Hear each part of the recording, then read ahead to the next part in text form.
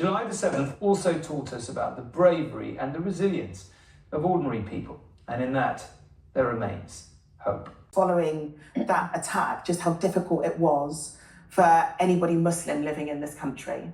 And I had friends that would sit on trains and people would physically move away from them on trains. We've got to remind ourselves that what these terrorists seek to do is to drive a wedge between different communities.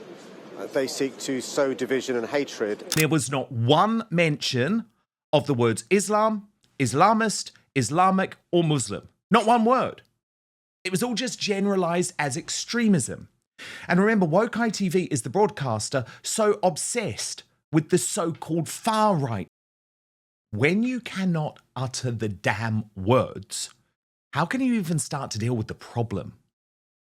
The 20th anniversary of 7/7, a barbaric, homegrown Islamic terror attack that killed 52 innocents on London tubes and buses, has shown to me just how far British society has fallen. So afraid of causing offence, so concerned about this bullshit concept of community cohesion, which, trust me, no longer exists in any of our big cities.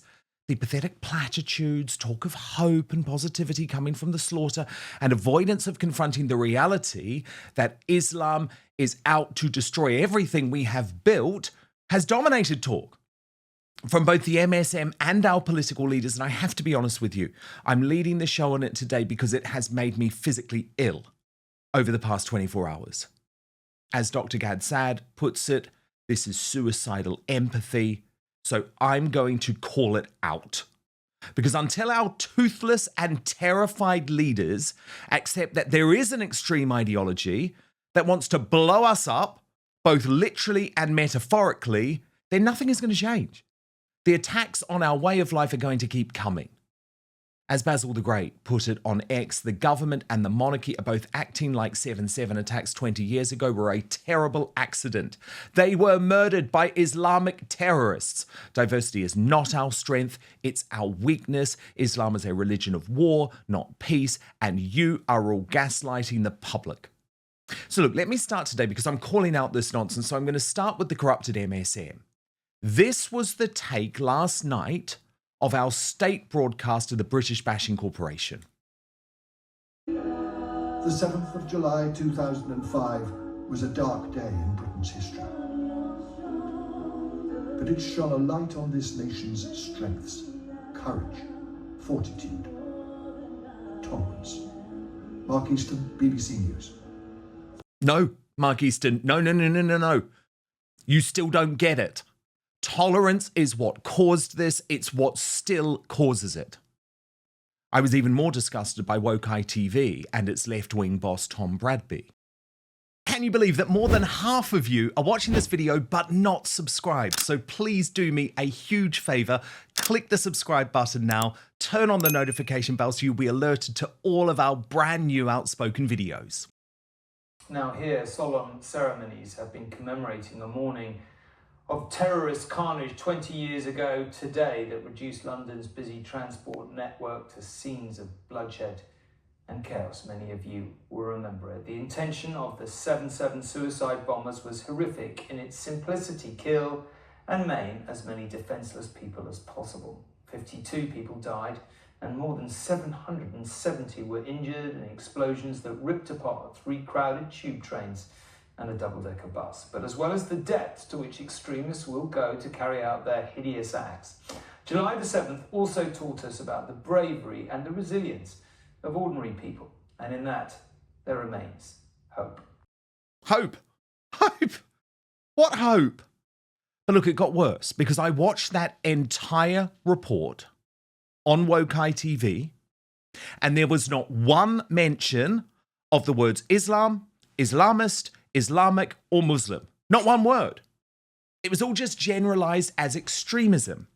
And remember, Woke ITV is the broadcaster so obsessed with the so-called far-right threat.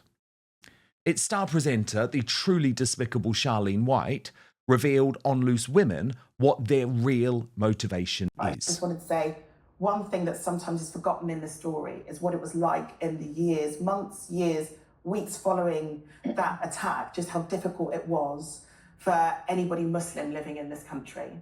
And I had friends that would sit on trains and people would physically move away from them on trains. And it was a really hard period for them.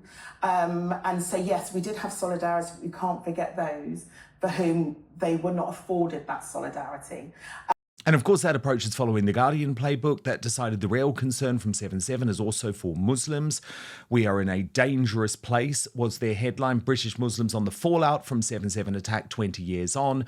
Many feel counter-terrorism policies and brazen Islamophobia have increased hostility and isolation experienced by community. So, do you remember the late comedian, Norm MacDonald, late great comedian, who joked in 2016, "What terrifies me is if ISIS were to detonate a nuclear device and kill 50 million Americans, imagine the backlash against peaceful Muslims." We're literally there, folks. We're literally there. Our so-called leaders have been just as reprehensible. Look, you know I spoke about King Charles yesterday. I don't like doing that as a monarchist, but he used the anniversary to make a dig about always standing firm against those who would seek to divide us. And trust me, he's not talking about Islamist terrorists there. He's talking about people like me, Tommy Robinson, etc., etc. And then what about the appalling extremist, London's failed Mayor Sadiq Khan, who has previously admitted that he believes terror attacks are just part and parcel of living in a big city, just something that we have to put up with. And he spent an entire interview with Sly News yesterday, and I want you to listen very carefully. Listen very carefully, because he spent this whole interview not once referring to the fact these terror attacks were Islamist. Today marks 20 years since that horrible, horrendous day that shook London. We come together today to remember those 52 people whose lives were cruelly cut short by this cowardly act of terrorism. The thoughts and prayers of all of us are with their families. We pay tribute to the emergency personnel, the transport workers, the extraordinary Londoners who came to the aid, ran towards danger, brave in a very brave way, selflessly to support those who'd been injured. And we honour the survivors and bereaved who are coming together today. It's been 20 years, but none of us can forget what happened on that day. I remember as an MP being in Parliament, frantically ringing my wife to check she was okay. She had checked that my siblings were okay, my nephews and nieces, my staff, ringing around to make sure everyone you knew and loved was okay, because most of us use the tube, most of us use the buses, and none of us knew whether our family and loved ones were safe. None of us knew whether there'd be further terrorist attacks on that day. What we did see, though, was some remarkable acts of kindness, of bravery. It's a reminder that actually London stood together. And we've got to remind ourselves that what these terrorists seek to do is to drive a wedge between different communities. They seek to sow division and hatred. And London stood united, not just against the terrorists, but united supporting each other. I was a Member of Parliament for 11 years. I've been the Mayor for 9 years. I meet on a daily basis members of our blue light services that literally run towards danger, encouraging the rest of us to go towards safety. On that day, you saw transport workers risking their own lives to support those that had been injured, but also extraordinary civilians being guardian angels, supporting those who'd been hurt. And that's who we are. That's what London is all about. And the message we want to send today to anybody thinking about future cowardly acts of terrorism is: you will not defeat us. You know, you will not cower us. We will not forget those whose lives were cut short, those 52 people, men and women, of different backgrounds. We have in our thoughts and prayers their families, but also we're resilient, we're stoic, and we stand united. Now, look, I'm sorry for putting you through that. I really, truly am. I don't want to listen to him either.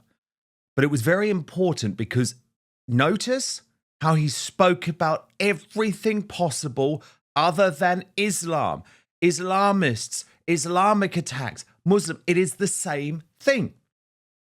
But guess what? The new look Nigel Farage even bottled it yesterday. He posted on X, and I was actually hopeful when I just saw this post. The lesson of the 7/7 terror attack is that we must not allow extremist ideologies in our country. But as Benjamin Jones pointed out, no mention of the terms Islam, Islamist, Islamism, jihadism, or suicide bombing. Don't believe me? Watch for yourself. Well, it's 20 years since 7/7, 20 years since those barbaric, appalling events took place in London. And today, everybody from the King downwards is remembering the remarkable courage of those, not just who work in the services in this country, not just police and ambulance and fire officers, but also just of ordinary civilians doing their bit to help others. And it is right that we remember that, but it's also right, and what nobody has said, is to remember why this happened. The fact that we've allowed extremist ideology to exist in our country. Tony Blair has said we're safer today than we were 20 years ago. Well, I hope he's right.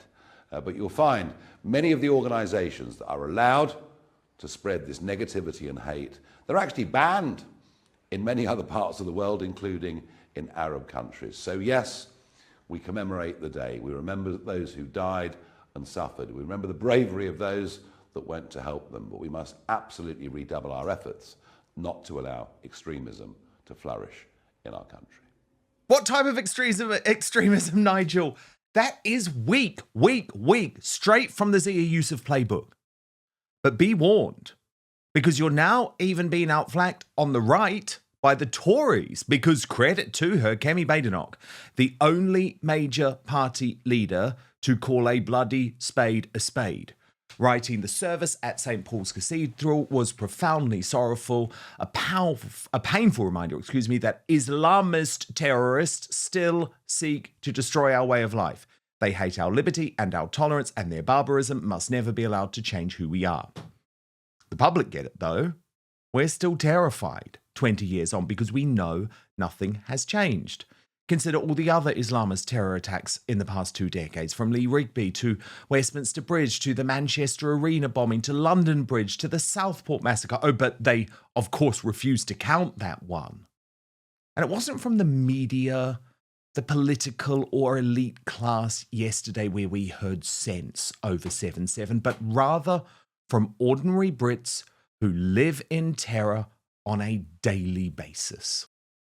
But first, this episode of Outspoken is brought to you by Manscaped, the global leader in men's lifestyle and grooming. And I'm very excited to say the heat has officially arrived overseas. The Lawnmower 5.0 Ultra in the white hot special edition colorway from Manscaped, now available across the UK, Europe, and Australia too. Now, this is the same trimmer trusted by millions of men down below, now with a clean white and gold finish that looks just as smooth as it shaves. And it isn't just a pretty face. The Lawnmower 5.0 Ultra is built to handle your most sensitive areas with care, helping reduce the risk of nicks, cuts, and irritation where it matters most. So whether you're cleaning things up for a date, a trip, or just to feel a bit more put together, the white hot trimmer makes below the waist grooming a whole lot smoother, literally. Join over 12 million men worldwide who trust Manscaped. Use the code Outspoken for 15% off your entire order at manscaped.com. And let me tell you, the ladies in the Outspoken audience would really do well as using this as a fail-safe gift for your boyfriend, your husband, your son, your brother, your hard-to-buy-for best mate, because the blades are designed to glide over the skin with less tug and pull, helping the bloke in your life avoid the usual redness or irritation that comes with low-quality groomers. It's simple, it's effective, it doesn't require a whole routine. Just pick it up, clean up, and move on. Whether you're using it in the shower, on the glow, or standing over the sink before a night out, the White Hot 5.0 Ultra fits into your day without getting in the way. Plus, the white and gold design actually looks so good, I don't think you'd want to be hiding this away in the bottom drawer, right? White hot looks, smooth results. The White Hot 5.0 Ultra brings the heat without cooking your skin. It's sleek, easy to use, and way less terrifying than whatever you were using before. Use the code Outspoken for 15% off your entire order at manscaped.com. That's 15% off with the code Outspoken at manscaped.com. But now, back to this show. It seems to me that lessons that should have been learnt at that time haven't been learnt at all by the same political establishment that gaslights us by telling us how wonderfully united we are as a society. What are the lessons that should have been learnt that have not been learnt? And is this the idea of cohesion? It is the idea of cohesion. I mean, let's not forget that a teacher in Batley is still in hiding precisely because of the same rancid Islamic extremism that caused those guys to blow themselves up 20 years ago. What should this government, be doing in this field? Well, first of all, it has to deal with both external and internal threats. The question that people have to ask is how many possibly other Islamic extremists have come ashore on rubber dinghies that we seem to be letting in. Hold on, these people didn't come. No, hold on. No, you say other. These people were born in the United Kingdom. Yes, they were. That's what I say. There's an internal and an external. So the government action needs to be to secure that, which doesn't seem to be such a crazy idea, to actually secure our borders.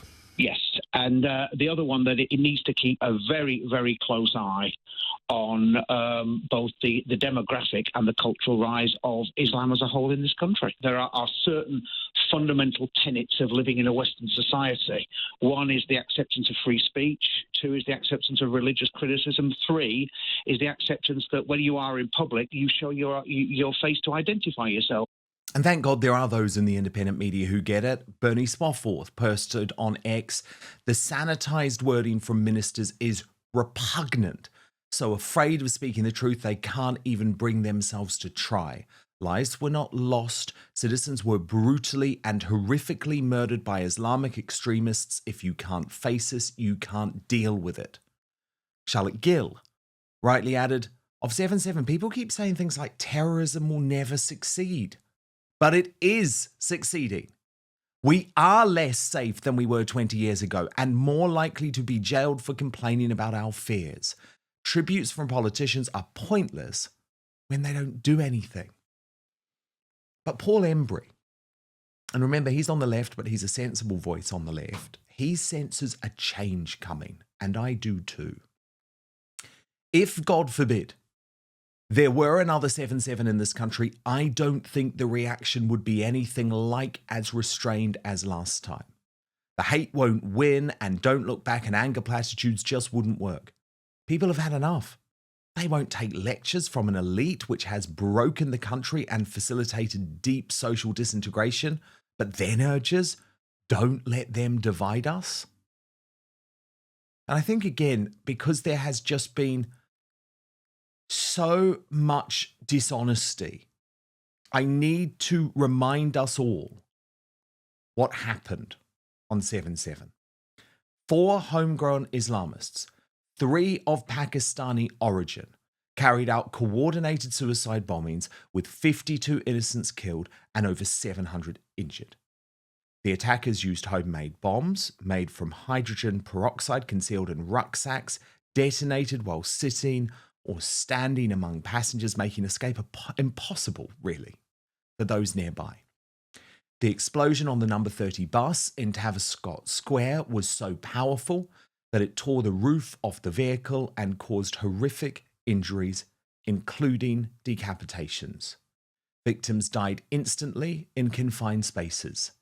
Many were killed in pitch-black tunnels, trapped inside crushed, smoke-filled carriages with body parts scattered around them. Some people had their faces blown off. In the immediate aftermath, some survivors had to climb over bodies and limbs in darkness and chaos to escape, as emergency services took over an hour to arrive in some cases. 3 of the bombers left behind chilling suicide videos, recorded in Pakistan, declaring jihad and blaming the West for violence against Muslims. On the day that they were prepared to die for their religion, they hugged each other and smiled as they set out on their deadly mission. I won't censor the truth of what happened because so many others will. As I told you yesterday, I was on the tube that day. It changed my life. And actually, only 2 articles on 7/7 have resonated with me. over the past 24 hours, and I just wanted to share a couple of key excerpts with you because I think it's important. Tom Slater, in Spiked Online, described the commemorations as a grotesque display of moral cowardice. He wrote, going by much of the commentary, you'd think this was a purely logistical security question. There's a long piece on the BBC website talking about how the police and the security services were forced to up their game after the London bombings, the new powers they now enjoy as a consequence, the attendant concerns over civil liberties, etc. The words Islamist and jihadist do not appear once in the piece, even as it details the evolving extremist threat first posed by Al-Qaeda and then the self-styled Islamic State. There is often a stubborn refusal, a stammering hesitation to mention what flavour of extremism most menaces us. A cowardly tick that was skewered best by Morrissey. An extreme what? An extreme rabbit? It's a brazen attempt to change the subject. From murders to feelings. From the questions the cultural elites would prefer not to discuss to things that are totally uncontroversial, like racism being bad. We're stuck in this loop for 20 years now. 7/7 wasn't just one particularly lethal attack. It marked the blood-soaked arrival of Islamist terror to Britain, the beginning of our horrifying new normal, in which jihadist killers periodically try to blow up or stab us and our fellow citizens, soon to be followed by Woolwich, Westminster Bridge, Manchester Arena, London Bridge 1, London Bridge 2, Reading, David Amos's murder, Hartlepool. And yet the rise of this murderous, apocalyptic Islamist cult that worships death, that hates the West, that hates us, has left the opinion-forming set staring at their shoelaces while they mumble something about the far right being just as pressing a problem. This brain rot goes right to the top. Over these past 20 years, Islamist terrorists have butchered 95 people in Britain. The racist right have managed 3. Meanwhile, Prevent, our premier counter-extremism program, routinely flags up more people for extreme right-wing views than for Islamism. At last count, potential Islamic extremists made up just 11% of referrals. And then Stephen Daisley, in The Spectator, wrote a piece headlined "What Was Missing from the 7/7 commemorations." And he said something was scarce, if not absence, in the commemorations of the 7/7 Islamist attacks yesterday. And that is the fact that these were Islamist attacks. The word did not appear in the Prime Minister's official statement to mark the anniversary. Keir Starmer commended the unity of Londoners in the face of terror. But what kind of terror? Far right, far left, the IRA, eco-warriors. The trouble is, if you specify the nature of the attacks, you specify the nature of the perpetrators. They were Mohammed Sadiq Khan, born in Leeds, parents from Pakistan. Shehzad Tanweer, born in Bradford, parents from Pakistan. Hasib Hussain, born in Leeds, parents from Pakistan. And Jermaine Lindsay, born in Jamaica, family converted to Islam after settling in Yorkshire. That all were Muslim and all here as a result of immigration is purely coincidental and definitely not something we should learn any lessons from. The Prime Minister gives the game away in his statement when he says, "Those who tried to divide us failed. We stood together then, and we stand together now against hate and for the values that define us of freedom, democracy, and the rule of law." Every last word of that is wrong. Islamists do not want to divide us, they want to dominate us. Their goal isn't us at each other's throats, it's their boots on our throats. They want, they demand, and if we allow them, they will enforce our submission. Now, the Superstar Panel.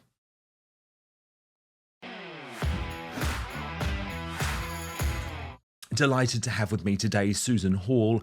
She is, of course, the leading Tory in London, fought London's failed Mayor Sadiq Khan and did a very fighting job against him at the last mayoral election, now also a member of Restore Britain, and Peter McIlvenna, the man behind the brilliant Hearts of Oak podcast. Now, Peter, I didn't expect to be speaking about 7/7 for a second day. I sort of poured my heart out on this yesterday and spoke about my personal experiences on the day, how it changed my life. But then I started watching the mainstream media coverage of the commemorations. I started looking at what the politicians had to say about the 20th anniversary. And I got so angry, I just had to lead the show on it again today, because I think it absolutely proves why our establishment and why our MSM are just so out of touch with the problem, because they cannot even say what the problem is. Well, Dan, you talk about superstar panel, but I thought that was a superstar opening, and that completely laid it out. And I'm sure the viewers will absolutely appreciate that. And you're right. Whenever, for me, you need to have everything on the table. Whenever something happens, like if you look at, I'm an airplane buff. If you get an airplane crash, then everything is looked at. Nothing is discounted until you come to the end and come to the conclusion of what caused that crash. And no one is allowed to hide something or miss something. Everything is gone over again and again and again. You want to find out the reason. We have a problem in this country that we're not sure if we want to find out the reasons, because it may be difficult and we may need to ask questions about how we engage with the community as a society, whether we have ghettos in our country, whether certain groups of people actually are completely separate from others. There are huge questions about how our society moves forward together, integrated or divided. So I guess this is a key issue. And I think that it is often easier to act as if critics of Islam have some problem with Muslims as a people than it is to accept there may be some uncomfortable truth that Islam is different. And many commentators have said the difficulty of Islam to integrate and the difficulty that we have Islam to be separate in the UK. And we've seen this not in the UK, but abroad. But of course, if you don't ask all the questions, you don't want to find out the answers. And sadly, none of our leadership want to actually find out the answer to why that happened, to make sure it doesn't happen again. That's why you ask questions, to protect yourself from it happening again. But of course, there's a fear of what it may uncover, that we may have a ideology or religion that maybe does not fit in as well to our society as we've been told it does. And Susan Hall, then we have your arch nemesis, Sadiq Khan, London's failed mayor, rabbiting on to Sly News for over 2 minutes, the usual platitudes. But you just know he doesn't want to talk about what the real issue is, Susan, does he? He's living in denial. He can't. Well, you know what he's like. He's like this all the time, unfortunately. He skirts around everything. And I mean, Peter was also saying what I agree with. I mean, a lot of this is down to, oh, let's be careful, you know, community cohesion is vital. Therefore, we mustn't mention these various things. I haven't seen any of that reporting that I've just seen at the beginning of your show, Dan, because I was working all day. But I was actually lucky enough to be at St. Paul's, and it was a truly lovely service. And I can understand why things weren't mentioned there about the perpetrators, mainly because it was a celebration, if you like, of that's for the victims that had survived and for the victims. But everything else you said is completely right. We're all scared of saying anything about any religion, about anything that might upset the community, and we've just got to start doing that. And when there is real problems with Islamic terrorism, we need Muslims in this country to start speaking up against it, because they will suffer from it. We've seen that happening. Mm-hmm. And the only way that they won't is if they start speaking up. And who's the most famous Muslim in the country? Sadiq Khan. Did he speak up against it when he had a choice to do so yesterday? No, he didn't. And as I say, right. I mean, all of this is so personal for me. I attended one of the funerals of someone, a New Zealander, who was blown up that day on 7/7, and I just get so angry that 20 years on, we're still actually not able to actually really work out what the issue is. But of course, The King hasn't had a good couple of days, Peter McIlvenna, because then we move to the state visit with Emmanuel Macron and his trans wife Brigitte, who hopefully wasn't slapping him around the face on the plane before meeting the Prince and Princess of Wales. And the Daily Telegraph informs us that the King, at the banquet tonight, and okay, the speech hasn't been delivered yet, but I've got a readout, and as far as I can tell, Peter, there's been no pushback from the palace on this, is going to tell Macron that there are no borders between Britain and France. According to the report in the Telegraph, he says that they say King Charles will speak of the vital partnership between the two countries in the face of challenges emanating from multiple directions faced together as friends and allies. And the key line is, he says, as friends and as allies, we face them together. These challenges know no borders. No fortress can protect us against them this time. Our two nations share not only values, but also the tireless determination to act on them in the world. Now, Peter, firstly, let me say, I don't give a shit about Macron's joint address to Parliament today. I actually think it's really disgraceful. It shames us that this little weasel who is actually enabling the invasion on a daily basis of our southern border, our response as a United Kingdom is to lay out the red carpet. I think it makes us pathetic, and it totally represents everything that Starmer is about. So I don't give a damn. I don't give a damn what Macron has said this afternoon. He is a weasel. He does not want what's best for the United Kingdom. I do, however, care about the King saying that there's no borders, Peter. I mean, the whole reason that we're in this disastrous state in terms of the invasion is because we've acted like there are no damn borders. There is a border. There is absolutely a border between France and the United Kingdom, and we've got to start protecting it, Your Majesty. Dan, there's only a border if you're a legal citizen and you want to travel law-abidingly. Then there does happen to be a border, as we have all found out whenever you go for Eurostar or the ferry or a flight. But of course, if you come in legally, no, there isn't a border. And this has seemed to be, it would be phenomenal to try and find out conversations that have happened behind the scenes between the British government and the French government, because they have agreed for this situation to continue. Well, we pay the French to do something, they do nothing. Then we go back a year later, pay them more, so they will do something and they do nothing. And we are dumb enough to keep paying them money year after year because they promise they'll do something and don't do anything. So, of course, we have seen, and of course, these people, France is a safe country. As many times I've been, maybe parts of Paris are less safe, but that's because of the Muslim ghettos in Paris.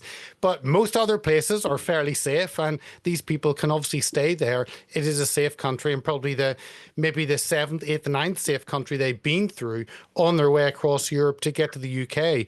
But then to say that Macron, he is a pathetically weak leader. Remember, in the last election, his party only got 87 seats out of 570 in the parliament last year. Marine Le Pen got 120.